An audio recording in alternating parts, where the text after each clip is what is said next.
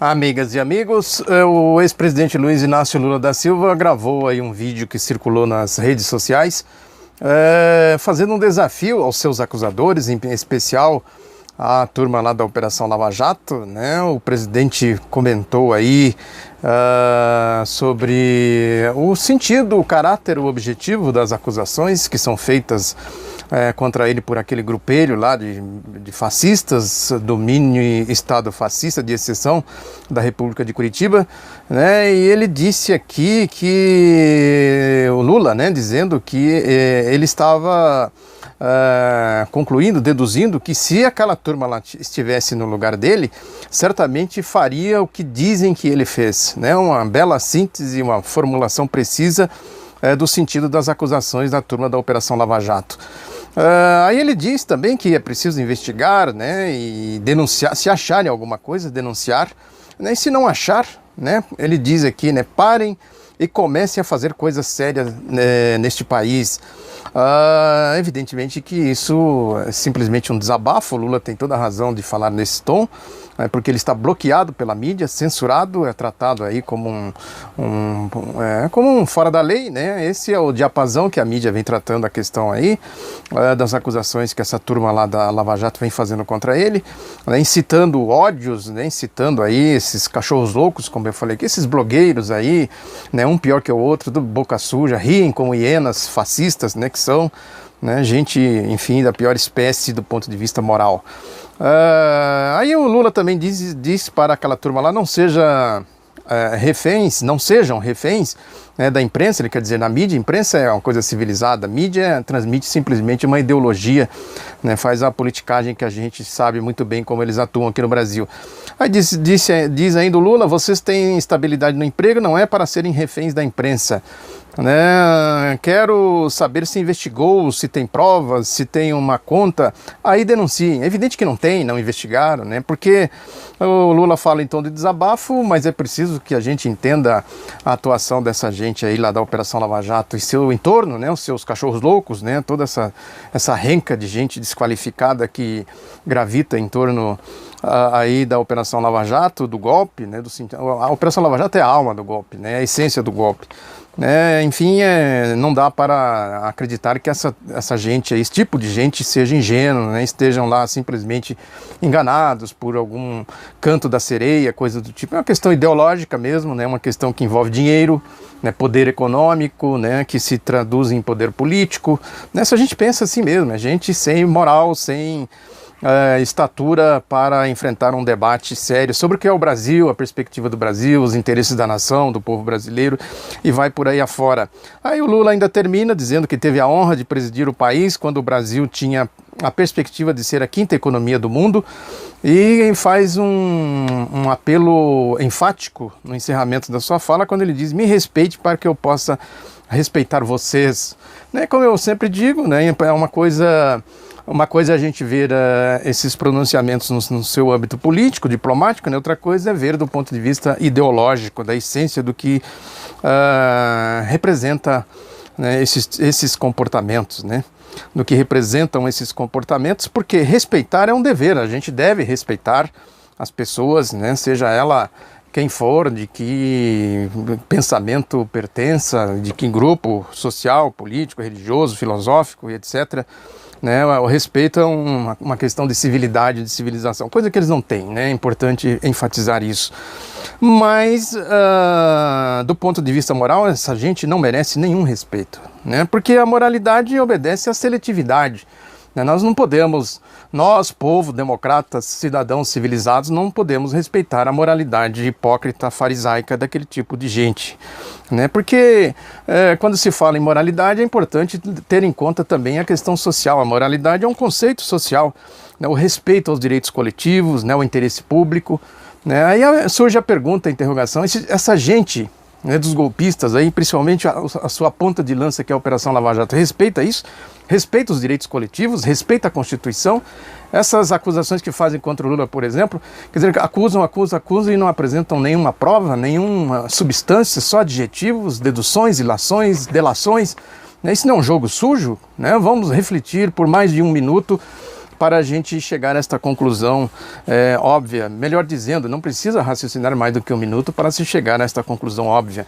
Não tem respeito nenhum à coletividade, à civilidade, à urbanidade, né, as leis, a Constituição. Do ponto de vista moral, é um tipo de gente rota, né, porque expressa exatamente uma ideologia. É importante a gente citar, não se fala de pessoas, fala-se da sua ideologia, que transforma essas pessoas em gente desqualificada, subqualificada, né, gente de moral, sem moral, né, moralista sem moral, para usar um termo aí que já está bastante popularizado. O Brasil entrou nessa tendência, né, dessa moralidade falsamente difundida como religiosa, né, porque é fácil, né, pegar a Bíblia e sair dizendo porque Jesus falou isso, Deus falou aquilo outro, não sei o quê, né, é fácil dizer, né, vai ver na prática. Por exemplo, tem muita gente que sai por aí pregando Bíblia e pregando e dando lição de moral nos outros, né, e ao mesmo tempo fica defendendo gente sem nenhuma condição de dizer que se situa dentro do campo da moralidade pública, do respeito aos direitos, respeito ao próximo, né, aos preceitos aí, por qualquer ângulo que se olhe, que se faça exegese da Bíblia, né, a gente chega fácil à conclusão de que eles estão fazendo uma pregação mentirosa. Enfim, na verdade, o que eles tentam fazer aí, isso tem como centro irradiador a turma da Operação Lava Jato, aqueles religiosos, aqueles moralistas sem moral, né, que fazem aí as suas pregações farisaicas, né, pregam a paz e incitam a guerra, né, como essa campanha antipetista que se difunde. A gente viu muito isso, está vendo, né?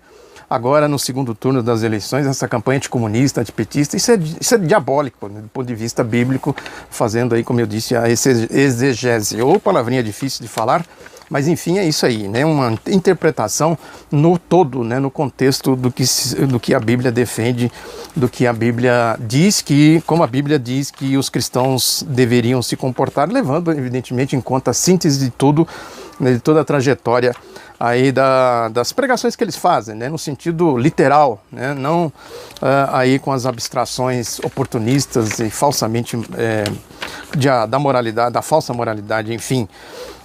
A questão toda, trazendo para o campo da realidade, no mundo das coisas práticas e concretas, é como diz o cientista político e historiador Muniz Bandeira, né, que, falando do seu livro A Formação dos Estados na Bacia do Prata, um belo livro, né, recomendo a leitura, né, que ele fala que na geopolítica que tem os Estados Unidos como centro, né, o pior dos mundos é a unidade entre o Brasil e a Argentina, né, que impulsionaria, né, a América Latina, a América do Sul em particular, no rumo do progresso social e do desenvolvimento.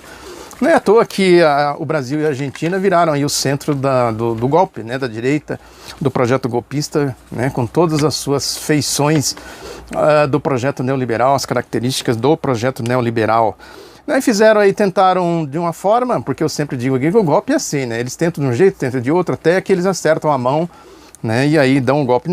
Os golpes da década de 60, de 50, 60, 70 também foram assim, né, tentaram primeiro lá na Guatemala, depois tentaram no Chile, né, e foram tentando até que descobriram uma forma de dar o golpe que foi aqui o modelo brasileiro dos generais fascistas, né, os latrocidas do regime de 1964. Agora foi a mesma coisa, deram o golpe em Honduras, deram o golpe no Paraguai, tentaram o golpe na Bolívia, tentaram no Equador, né, aí acharam um jeito de dar o golpe no Brasil, né, porque aqui foi um grande achado para essa geopolítica, né, da direita, foi um grande achado, porque o Brasil é a casa de força, já falei aqui, da América Latina, um pivô importante no jogo aí da geopolítica, da energia, né, das relações políticas, da formação de polos, né, um mundo multipolar, né, que faria frente à unipolaridade aí das grandes potências da Europa e os Estados Unidos. Na Venezuela também a gente está, nesse momento, presenciando mais uma tentativa de golpe.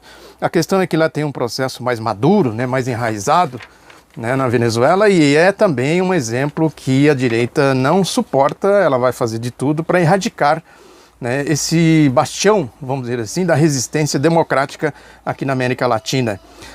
É importante situar tudo isso, toda essa conjuntura, né, num revés que o processo dos golpistas sofreu quando o governo Lula livrou né, ajudou aí junto com o Chaves, né, o Kirchner, o Néstor Kirchner, né, e outros aí a livrar a América Latina da ALCA. Isso é importante a gente ter em conta, porque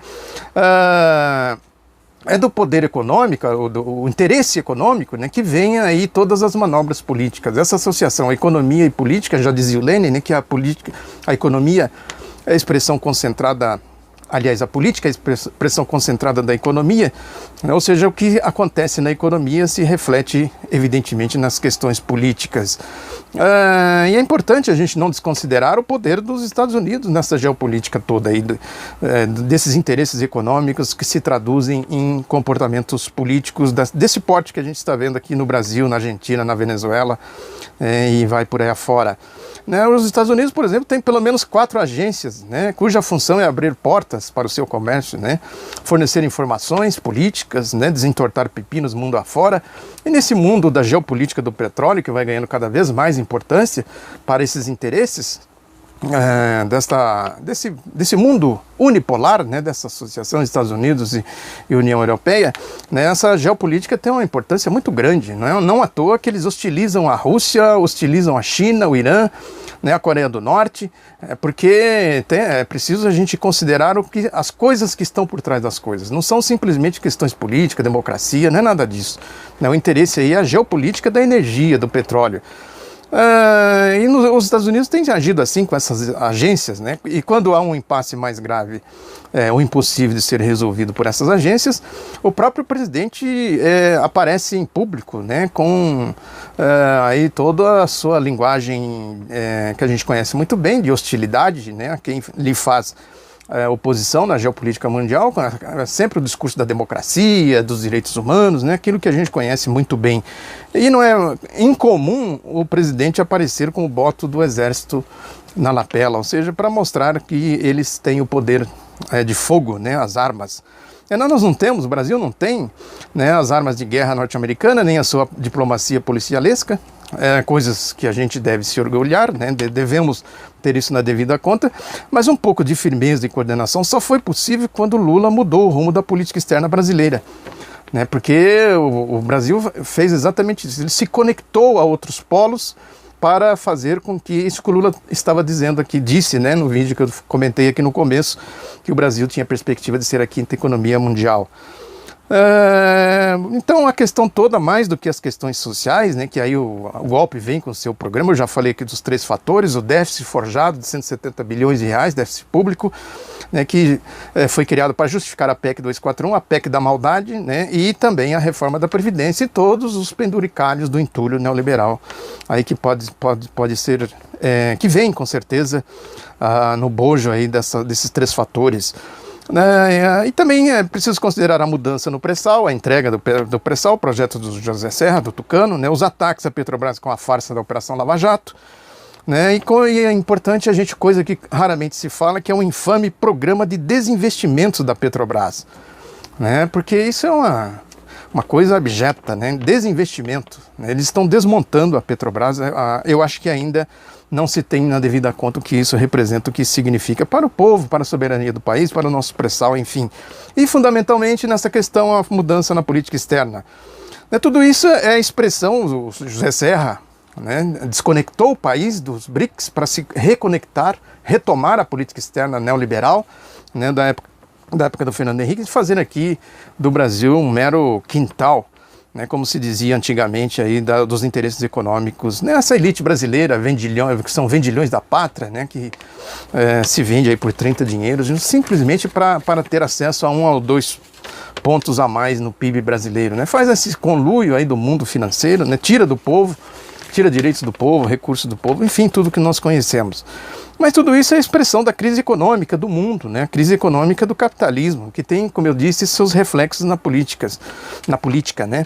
São as contrações, né, de um sistema com contradições insolúveis, né? É importante a gente ter essa referência aí na geopolítica mundial para a gente entender o que está acontecendo aqui no Brasil. É isso que produz esses comportamentos bárbaros, né, com os quais estamos convivendo aqui no Brasil do golpe. É só isso, né? Nesse sentido, a gente precisa ter uma visão ampla, né, geral para a gente compreender o real significado do golpe e o real significado desses comportamentos bárbaros que a gente está vendo aqui, desses fascistas. A gente viu na Paulista aí ontem aquelas manifestações incivilizadas, né? Então, a direita aí, um setor da direita, né, que é a expressão mais atuante desses comportamentos fascistas que eu venho falando aqui muito bem.